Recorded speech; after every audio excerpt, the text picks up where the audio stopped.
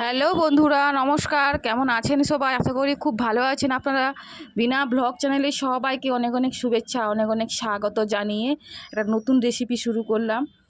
প্রচুর বাইরে বৃষ্টি হচ্ছে। এই বৃষ্টির সময় ভাবলাম যে ট্যাংরা মাছের তেল ঝালটা করি, বেশ ভালোই খেতে লাগবে বৃষ্টিতে। দেখো, আমি আজকে বানাচ্ছি ট্যাংরা মাছের তেল ঝাল। খুব বড় বড় ট্যাংরা মাছগুলো, বেশ একদম ডিম ভর্তি, ডিমওয়ালা ট্যাংরা মাছ। সেই ট্যাংরা মাছের তেল ঝাল করলাম। খুব একটা অসাধারণ রেসিপি, তোমরা দেখো, ভালো লাগবে। দেখো, ট্যাংরা মাছ কিন্তু আমি বাড়িতে এনেই কেটেছি। ট্যাংরা মাছ নাকি কাটতে খুব কঠিন, কাটতে কেউ পারে না সমস্ত। আমিও প্রথম প্রথম ভাবছিলাম যে কাটতে পারবো না। তারপরে দেখো, বঁটি নিয়ে বসে পড়লাম। প্রথমে কাঁটাগুলো কেটে নিচ্ছে আস্তে আস্তে করে। তোমরা দেখতেই থাকো, আমার মতন কারা কারা বাড়িতে ট্যাংরা মাছ কাটো সেটা অবশ্যই একটু কমেন্টে জানাবে। আর দেখো কত কাঁটা, আর বড় বড় খুব ট্যাংরা মাছ ছিল, তো খুব বড় বড় কাঁটা ছিল।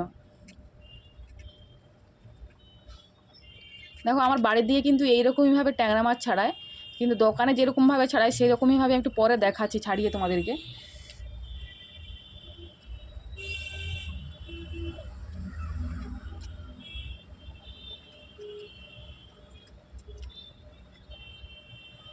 দেখো, একটা ট্যাংরা মাছ ছাড়ানো হয়ে গেছে। দেখো, তারপরে যেটা ছাড়ছে, এত ট্যাংরা মাছের এত আঠা, লেলা এত, বাবা।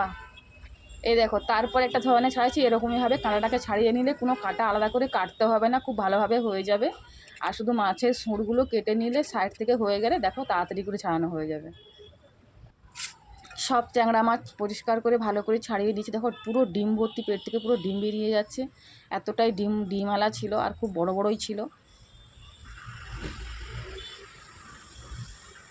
এটা এমনি লাউ দিয়ে বা ঝিঙ্গে দিয়ে ঝোল খেতেও ভালো লাগে। আর ভাবলাম যে ঝোল তো সবসময় খাওয়া হয়, তাহলে তেল ঝালটাই বানাই।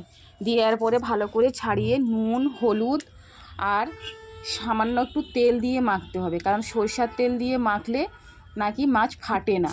তাই জন্য দেখো, তেল দিয়ে ভালো করে নুন হলুদটা মাখিয়ে নিতে হবে। দেখো, নুন হলুদটা ভালো করে আমি মাখিয়ে নিচ্ছি, মেখিয়ে কিছুক্ষণ রেখে দিয়েছি। এবারে আমি এতে কিছু মশলা দেব। সব কিছু মশলা প্রায় পেস্ট করে দেব। দেখো, প্রথমে গোটা জিরে দিয়েছি, একটা ছোটো মিক্সি বল নিয়েছি। এখানে নিয়েছি দেখো একটুখানি গোটা জিরে, তারপরে সব কিছু বাটা মশলাই দেবো এখানে। আর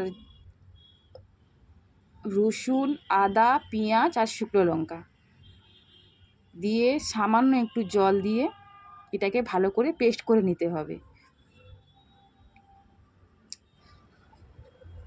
এই সামান্য একটু জল দিয়ে দিলাম, দিয়ে এটাকে এবারে আমি পেস্ট করে নেব।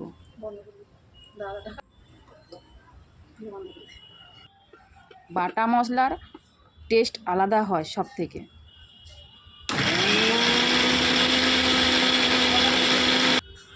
এই দেখো, বাটা হয়েছে, কত সুন্দর বাটা হয়ে গেছে। এবারে আমি রান্নার দিকেই যাব।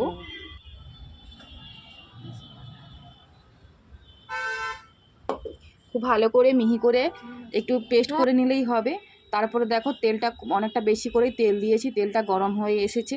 তেলটা গরম হয়ে এলে আমি ট্যাংরা মাছগুলো একা একা করে ভেজে নেব। ট্যাংরা মাছগুলো একদম কড়া করে ভাজতে হবে না, হালকা করে ভাজতে হবে। একদম কড়া করে না, মিডিয়াম ভাজলেই হবে।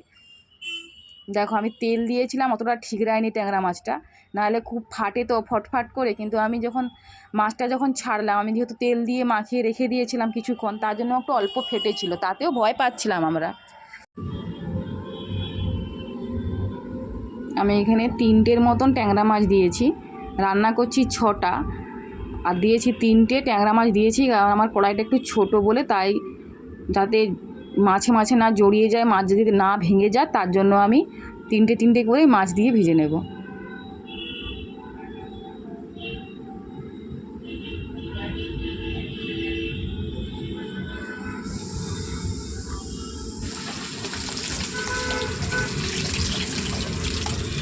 যে ভাজা হয়ে গেছে, আমি এবারে ট্যাংরা মাছটা 3টে যে ছিল তুলে নেব, আর বাকি যে মাছগুলো ছিল সেগুলো আবার 3টে দিয়ে আবার ভেজে নেব।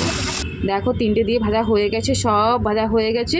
এবারে আমি রান্না ওই একই তেলে আমি রান্নাটা করব। দেখো, এখানে দিলাম আমি কালো জিরে আর 4টের মতন ছোটো এলাচ, 2টো লবঙ্গ দিয়ে দিলাম। দিয়ে ভালো করে ফুটে এলে যে পেস্টটা করে রেখেছিলাম, ওই পেস্টটা আমি এখানে ঢেলে দেবো। ওই পেস্টটাতেই ভালো করে কষিয়ে নিতে হবে, কিচ্ছু আর দেওয়ার দরকার নেই, শুধু এখানে একটু টমেটো পড়বে, ব্যাস তাতেই হয়ে যাবে। এই বাটা মশলার স্বাদ কী যে টেস্ট, দারুণ। যদি এটা শিলনোড়াতে বাটা হতো তাহলে আরও টেস্ট হতো। দেখো সব মাছগুলো আমি কিন্তু বেশি একদম কড়া করে ভাজিনি, হালকা করে নিয়েছি। এবারে একটু কষানো যাওয়ার পর এবারে যে মিষ্টির বলটা ছিল ও যেটাতে আমি বেটেছিলাম, ওটা থেকে একটু সামান্য একটু জল দিয়ে ভালো করে ধুয়ে এবারে মশলাটা কষিয়ে নিতে হবে। দেখো ওপর থেকে তেল কিন্তু ছেড়ে দিয়েছে আমার, ভালো করে কষানো হয়ে গেছে। এবারে এখানে একটু নুন অ্যাড করব, নুন আর হলুদটা তো দেওয়া হয়নি এখানে, নুন আর পরিমাণ মতন হলুদ দিয়ে আরও একটু ভালো করে কষিয়ে নিতে হবে, যাতে হলুদের না গন্ধটা থাকে, সেই অনুযায়ী ভালো করে একটু কষিয়ে নিতে হবে।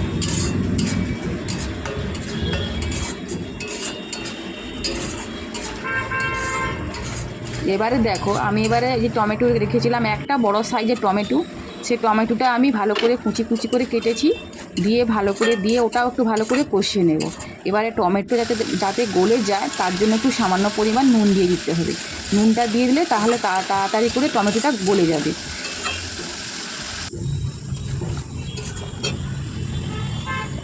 দেখো টমেটোটা কিন্তু কষে গলে গেছে হালকা করে। এবারে এতে আমি পরিমাণ মতন সামান্য পরিমাণ জল দিয়ে দেবো। এই দেখো জল দিয়ে দিয়েছি, জলটা 2-4 বার ফুটে এলে এর মধ্যে আমি একে একে করে ট্যাংরা মাছগুলো ভেজে রেখেছিলাম, সেই ট্যাংরা মাছগুলো দিয়ে দেবো। খুব সহজ একটা রেসিপি, দারুণ খেতে হয়, অসম্ভব সুন্দর খেতে হয়। আর গরম গরম ভাত, এই বর্ষাকালে তো গরম গরম ভাত, এই ট্যাংরা মাছের যদি ঝোল টোল হয় বা চিকেন হয়, দারুণ খেতে মজা লাগবে। এরকমইভাবে তোমরা ট্যাংরা মাছের ঝোল তেল ঝাল অবশ্যই বাড়িতে একবার ট্রাই করো, ভালো লাগবে তোমাদের। আর রেসিপিটা ভালো লাগলে অবশ্যই লাইক কমেন্ট শেয়ার করবে, পাশে থাকা বেল আইকনটা প্রেস করে দেবে। যারা নতুন নতুন রেসিপি আমার দেখছো, আমার চ্যানেলে নতুন, তারা অবশ্যই চ্যানেলটা সাবস্ক্রাইবার করে পাশে থাকবে। চলো বন্ধুরা দেখে নেওয়া যাক বাকি ভিডিওটা। দেখো আমি কিন্তু হালকা রসটা মরে এসেছে, তেল জুসটা মরে এসেছে। মরে যাওয়ার পর আমি ট্যাংরা মাছ যে ছটায় রেখেছিলাম আমি ছটা দিয়ে দেবো, একদম মাখা মানে একদম হালকা জুস থাকবে, বেশি না।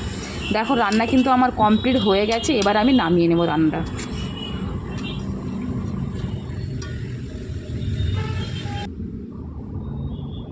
এই দেখো কিন্তু আমি অল্পই একদম মাখা করেই ঝালটা করেছি। এইরকমই তেল ঝাল কার কার ভালো লাগে অবশ্যই একটা কমেন্ট বক্সে জানাবে। আর দেখো এই ডিমযুক্ত ট্যাংরা মাছের ঝোল একদম সহজ একটা রেসিপি, তোমরা অবশ্যই বাড়িতে একবার ট্রাই করে ফেলবে।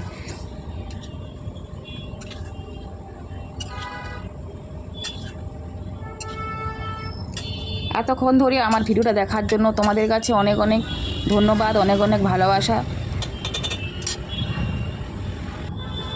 দেখো মাছেরটা আমি পুরো একদম রেডি করে নিয়েছি, একটা দারুণ একটা গন্ধ বেরাচ্ছিল তেল ঝাল থেকে। এবার উপর থেকে 2-4টা কাঁচা লঙ্কা আমি চিড়ে উপর থেকে দিয়ে দিয়েছি। যদি এতে একটু ধনেপাতা পড়তো ভালো হতো, কিন্তু আমার ধনেপাতা একদম ছিল না কাছে, তার জন্য আমি ধনেপাতা দিইনি। তোমরা উপর থেকে একটু ধনেপাতা ছড়িয়ে দেবে আর 2-4টা কাঁচা লঙ্কা দিয়ে দেবে, দেখবে দারুণ আরও টেস্ট হবে।